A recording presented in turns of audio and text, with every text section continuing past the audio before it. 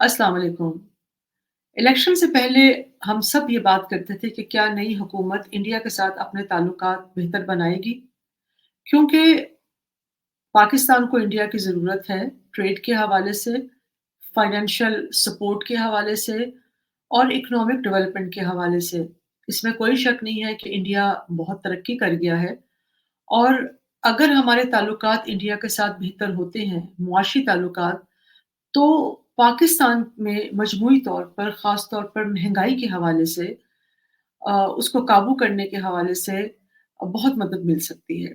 लेकिन हम क्या देखते हैं कि अपनी मेडन स्पीच में जब शहबाज शरीफ साहब प्राइम मिनिस्टर इलेक्ट होते हैं, तो वो तकरीर करते हैं कौमी असेंबली में और उस तकरीर में बजाए इसके कि वो कोई ऐसा रोड मैप बताते कि जिससे ये पता चलता कि उनकी क्या सोच है इंडिया को लेकर या अपने दूसरे हमसाए ममालिक को लेकर या उन्होंने रीजन में पाकिस्तान की डेवलपमेंट के बारे में क्या एज़ अ मुस्लिम लीग नून जो उनकी पार्टी है, उसने क्या सोच रखा है और वो क्या लाए-अमल लेकर आए हैं। उन्होंने खट से यानी कि हमारे जितने भी लीडरान हैं, उनकी जो रवायात रही हैं, उसको उसको निभाते हुए मैं कहूँगी, उन्होंने पहली बात तो ये कही कि एक रेज़ोल्यूशन आनी चाहिए, जिसमें हम ये मुतालबा करें, यानी कि नेशनल असेंबली एक रेज़ोल्यूशन पास करे, जिसमें हम कश्मीर को हासिल करने का मुतालबा करें। दूसरी बात उन्होंने जो बहुत ही एक अजीब बात थी, उन्होंने ईस्ट तिमोर की बात की, क्योंकि ईस्ट तिमोर पर इंडोनेशिया ने कब्ज़ा किया हुआ था जब उनके डिक्टेटर्स ने और फिर ईस्ट तिमोर जब जब ईस्ट तिमोर ने इंडोनेशिया से अलहदगी इख्तियार की, तो उस वक़्त एक ज़ाहिर-सी बात है कॉन्फ्लिक्ट हुआ था, एक जंग हुई थी, जिसके नतीजे में जेनोसाइड हुआ था, हज़ारों की तादाद में लोग मरे थे और वो एक बहुत ही खौफ़नाक सूरत-ए-हाल थी। उसका हवाला दिया और कहा उन्होंने और साथ-साथ उन्होंने सूडान का हवाला दिया, जहाँ फिर सिविल वॉर हुई थी, बहुत बड़े पैमाने पे हंगामे हुए थे, बहुत बार और आज भी सूडान की हालत जो है वो कोई ऐसी नहीं है कि हम कहें कि कोई ऐसा एक तरक्की पज़ीर मुल्क है, बल्कि तरक्की पज़ीर से भी बहुत नीचे का मुल्क है। और उन्होंने कहा कि रिलिजियस लाइन के ऊपर अगर ये 2 मुल्क जो हैं अपनी आज़ादी हासिल कर सकते हैं क्योंकि सूडान के भी 2 टुकड़े हुए, 2 मुल्क बने और ईस्ट तिमोर भी इंडोनेशिया से अलग हुआ। उन्होंने कहा कि अगर रिलिजन की बुनियाद पर ये 2 मुल्क जो हैं वो आज़ादी हासिल कर सकते हैं अपने-अपने खित्तों के लिए, तो फिर कश्मीर का मसला रिलिजियस लाइन के ऊपर क्यों नहीं हल हो सकता?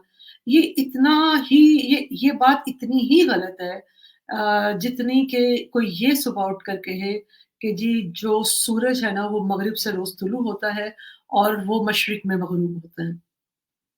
क्योंकि कश्मीर का जितनी भी जो लड़ाई है कश्मीर के हवाले से अगर देखें जब भी वहाँ इंसर्जेंसी हुई है, वो कोई रिलिजन के लिए नहीं हुई।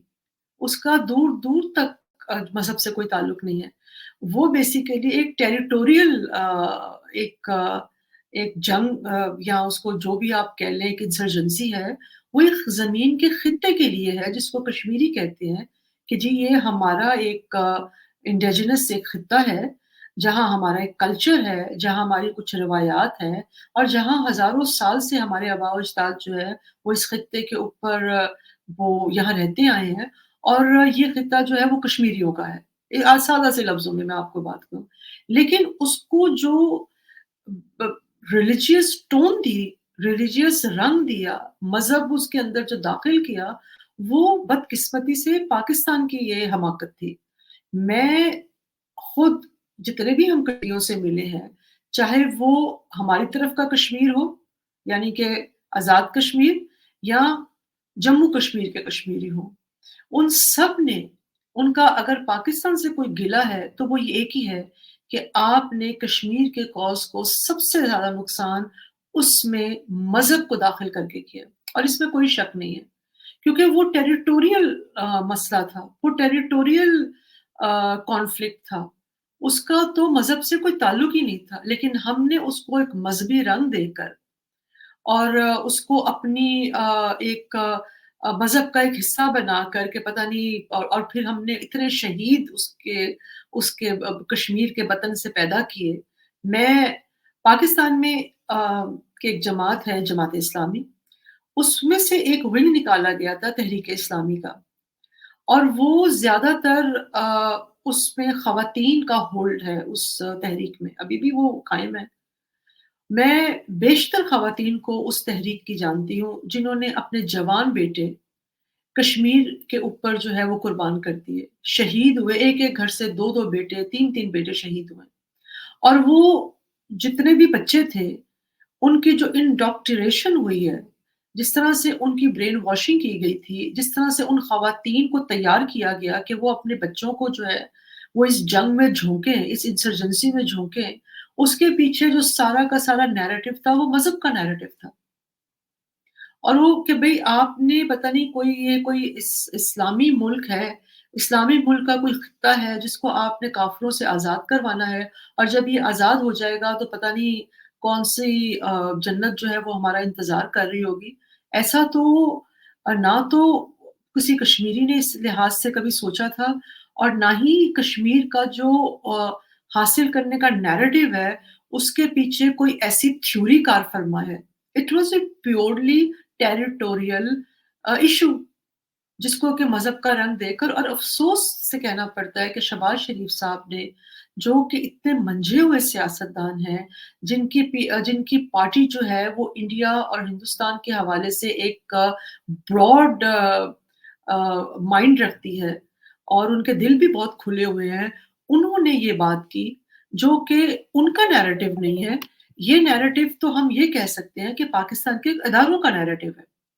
और अगर वो पाक इसका मतलब, अब दूसरा मतलब इसका क्या निकलता है? दूसरा मतलब इसका ये निकलता है कि हमारी ये हुकूमत भी, ये नई हुकूमत भी अदारों की डिफ़ाइन की गई फ़ॉरेन पॉलिसी पर ही अमल करने के मूड में है। यानी कि इस हुकूमत का होना तो ये चाहिए कि पाकिस्तान मुस्लिम लीग नवाज़, ऐज़ ए पाकिस्तान मुस्लिम लीग नवाज़, अपनी फ़ॉरेन पॉलिसी लेकर आती, और उसको निभाते हुए पाकिस्तान के जो ताल्लुकात हैं फ़ॉरेन दुनिया के साथ, उनको उस बुनियाद पर इस्तवार करती है। लेकिन हम क्या देख रहे हैं कि पहली ईंट जो रखी गई फ़ॉरेन पॉलिसी की, वो बदकिस्मती से पुरानी ईंट, वही हमारा पुराना घिसा-पिटा नैरेटिव, अगर हम इंडिया के हवाले से, कश्मीर के हवाले से 1 इंच भी आगे नहीं बढ़ पा रहे, तो दुनिया के दूसरे मुल्कों के हवाले, ममालिक के हवाले से हम क्या ही आगे बढ़ेंगे। और हालाँकि झूठ का ये आलम है कि हमारे जो अदारे हैं, जो पाकिस्तान की बहुत सारी, कुछ ममालिक की फ़ॉरेन पॉलिसी उन्होंने अपने हाथ में रखी हुई है, जैसे कि अमेरिका है, जैसे कि अफ़गानिस्तान है, जैसे कि सऊदी अरेबिया है, जैसे कि इंडिया है। तो अगर वो ये सम और उनके अंदर ये एहसास और ये बात उनको भी वाज़ेह है कि कश्मीर का फ़ैसला हो चुका हुआ है। 370 के एब्रोगेशन के बाद कश्मीर, और वो मैंने बहुत दफ़ा, हमने अपने कॉलम्स में भी लिखा है, ऐसा हो नहीं सकता कि इतना बड़ा खित्ते में चेंज आए और पाकिस्तान ऑन बोर्ड ना हो। वो अलग बात है कि हम चूँकि अपनी कौम को बेवकूफ़, बुद्धू, अनपढ़, जाहिल, अनडेवलप्ड समझते हैं, इसलिए हम ये सोचकर खुद ही सोच लेते हैं कि इनको जो भी चूरन देंगे वो इनको बिक जाएगा, ये उसको खरीद लेंगे। हालाँकि ऐसा कुछ भी नहीं है। लोगों को, अगर एक आम आप बात करें ना, आम बंदे की, जो सड़क पर भुट्टा बेच रहा है, एक आम आदमी जो 12 घंटे काम कर बेयरली अपने बच्चों के लिए 4 पैसे जोड़ पाता है। एक आम आदमी जो दिन-रात मेहनत करता है, इसलिए क्योंकि उसको पता नहीं है कि कल पाकिस्तान में, क्योंकि हमारी तो कोई पॉलिसी सस्टेनेबल होती नहीं है। हमें कुछ नहीं पता कि हमारे इक़्तिसादी, हमारे मुआशी, हमारी सोशल, हमारे पॉलिटिकल हालात क्या होंगे। पाकिस्तान में हर कोई सर्वाइव कर रहा है। ना हमारी कोई सेविंग्स होती है, ना हम कोई इस तरह का, वो तो एक एलीट लोग हैं ना, जो 2% है जो ये अय्याशियाँ कर भी लेते हैं। बाकी तो लोग सर्वाइवल की जंग लड़ रहे हैं। तो लेकिन ये जितने भी लोग हैं, जो आम बंदा है, उसको तो कश्मीर का पता ही कोई नहीं है। उसका एक जज़्बाती और ये उसी जज़्बात को एक्सप्लॉइट करते हैं, मज़हब को लाकर बीच में मज़हब का तड़का लगा दिया, कि लोगों को कह दिया कि जी वो एक मज़हबी एक इश्यू है और उसके बाद उस लोगों को उसके अंदर इन्वॉल्व करने की कोशिश की, चले और कुछ नहीं है तो इसी पे कुछ लोग बात कर लेंगे। लेकिन जो पढ़ा-लिखा तबका है, वो तो इन बातों में नहीं आता। उसको पता है कि कश्मीर का जो इश्यू है, वो तो सॉल्व हो चुका है। अब करने का काम ये है कि पाकिस्तान अपने कश्मीर की हिफ़ाज़त करे, क्योंकि बहुत थ्रेट्स आते हैं इंडिया की तरफ से। अब वो थ्रेट्स जो है वो खाली है, वो या उन थ्रेट्स में कोई सब्सटेंस है, ये तो वक़्त ही हमें बताएगा। लेकिन करने का काम ये है कि आपके पास जो कश्मीर है, जो महरूमियों का शिकार है, वो कश्मीर जहाँ आप वहाँ से बिजली आप लेते हैं, उनका पानी इस्तेमाल करके बिजली बनाते हैं, लेकिन उनको बिजली नहीं मिलती। आधे से ज़्यादा कश्मीर में बिजली नहीं होती, इंटरनेट की सहूलियत वहाँ नहीं है, आए दिन लोगों ने भूख हड़ताल की होती है, लोगों को नौकरियाँ हैं तो तनख्वाहें नहीं हैं, अगर तनख्वाहें हैं तो इतनी नहीं है कि वो अपना गुज़ारा कर सकें। वहाँ के लोग जब आप यहाँ कश्मीर डे मनाते हैं, तो आज़ाद कश्मीर के लोग हड़ताल करते हैं। वो अक्रॉस द माउंटेन्स जब देखते हैं और जब वहाँ से खबरें आती हैं कि वो कश्मीर तो तरक्की कर रहा है, वो क वहाँ कश्मीर में तो हाई पावर ट्रेन्स चल रही हैं, उस कश्मीर में तो फैक्ट्रीज़ लग रही हैं, वहाँ फॉरेन इन्वेस्टर आ रहा है, फॉरेन इन्वेस्टमेंट हो रही है, तो यहाँ वाले लोगों का तो दिल जलता है। वो अपने से सवाल करते हैं कि हमने किस लिए इतनी कुर्बानी दी? हम लोग ये 4 पहाड़ फैलांग कर इस मुल्क में किसके धोखे पर आए थे? किनकी बातों में लगकर हम यहाँ आए थे? ये वो लोग हैं, अगर आप आज भी आज़ाद कश्मीर जाएँ, तो वहाँ रेफ्यूजीज़ कैंप लगे हुए हैं। मैंने उनसे सवाल किया कि अभी इनको रेफ्यूजीज़ कैंप में क्यों रखा हुआ है? इनको तो आप पाकिस्तान का हिस्सा बनाएँ, लेकिन क्यों रेफ्यूजीज़ कैंप तो ऐसा सच नहीं है कि घर है, क्योंकि पैसा मिलता है, फंडिंग आती है। अभी तक उनको रेफ्यूजीज़ का स्टेटस दिया हुआ है ताकि रेफ्यूजीज़ के नाम पे आप फंडिंग ले सकें, आप पैसा ले सकें।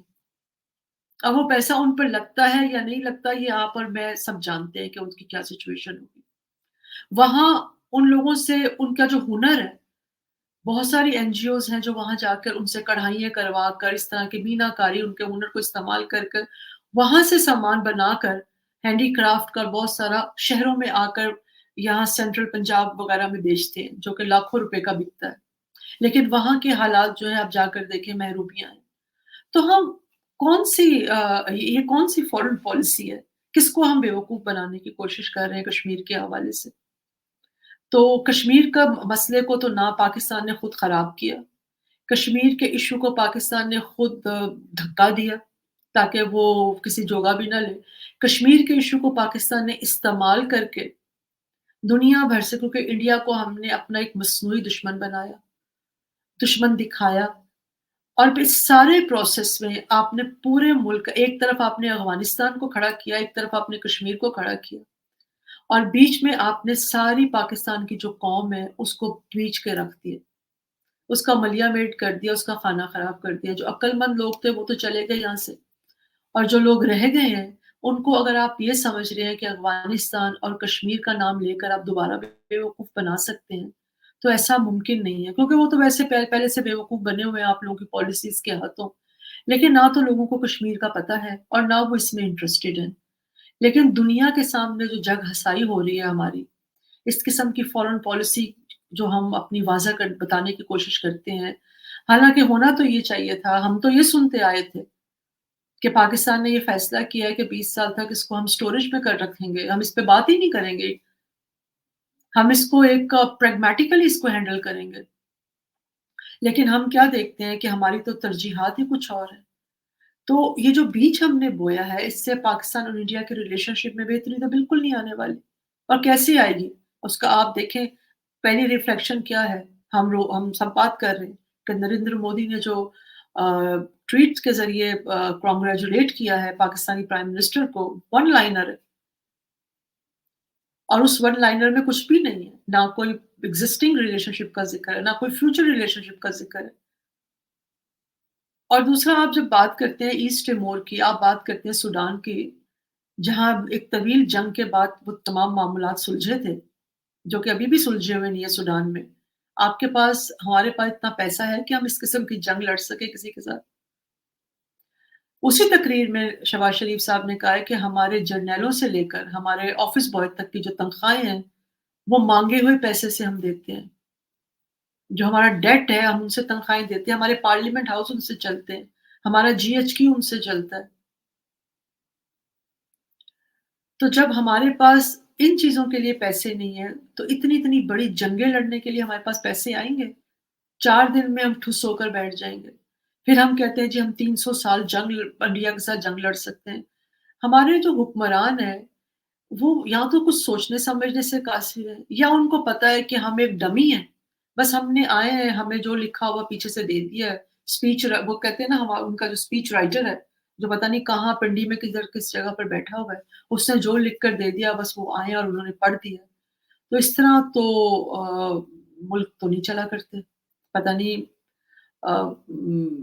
इस तरह तो मेरा ख़्याल है कि डेमोक्रेसी तो इस तरह से बिल्कुल नहीं चल सकती जिसका कि हम बहुत बाजा बजाते हैं। तो हमें ये सोचना होगा कि पाकिस्तान को ऐसे लगता है कि हमारे पास कोई विज़न नहीं। अगेन हमें यही लग रहा है कि पाकिस्तान के पास कोई विज़न नहीं। और उसकी बेसिक वजह ये है क्योंकि हमारी फॉरेन विज़न तो तब होगी जब हमारी कोई डोमेस्टिक कोई प्लानिंग होगी, कोई ऑब्जेक्टिव्स होंगे, कोई गोल्स वाज़े होंगे। अभी तो हम इस मकमसे में पड़े हुए हैं कि हमें आईएमएफ से कितना लोन लेना है, आईएमएफ को लोन लेने के लिए हमारे पास वज़ीर ख़ज़ाना कैसा होना चाहिए, कौन-सा वज़ीर ख़ज़ाना हमें अपॉइंट करना चाहिए, वो जो हमारा समधी है या वो जो बिल्कुल एक न्यूट्रल है या वो जिसको कि आईएमएफ अपॉइंट करेगी। तो जब हमारी तरजीहात इतनी उलझी हुई हैं, हमारा हमारा एक कोई नैरेटिव नहीं है, ना कोई डोमेस्टिक नैरेटिव है, ना कोई नेशनल नैरेटिव है, ना कोई इंटरनेशनल नैरेटिव है। उस पर फिर हम मुतज़ाद बातें कर रहे हैं और बजाए इसके कि हम अमन की बात करें, पीस की बात करें, ट्रेड की बात करें, इन्वेस्टमेंट की बात करें इंडिया के साथ, हम मज़ीद दूरियाँ पैदा कर रहे हैं। जबकि पाकिस्तान को अ, इंडिया की ज़रूरत है। इकोनॉमिकली, फाइनेंशियली, ट्रेड वाइज़ और अगर आज इंडिया के साथ हमारे मामलात दुरुस्त हो जाते हैं, तो पाकिस्तान में इन्फ्लेशन को काबू करने में वो बहुत मददगार साबित हो सकते हैं। हमारे हालात बहुत बेहतर हो सकते हैं। बहरहाल अ, वैसे भी पाकिस्तान की और इंडिया की ट्रेड तो किसी न किसी सूरत चल ही रही है। कुछ न कुछ तो यहाँ मामलात हैं, यहाँ के बिज़नेसमैन वहाँ जाते हैं, वहाँ के बिज़नेसमैन यहाँ आते हैं। लेकिन इसको फ़ॉर्मली कब और कैसे हम इसको एक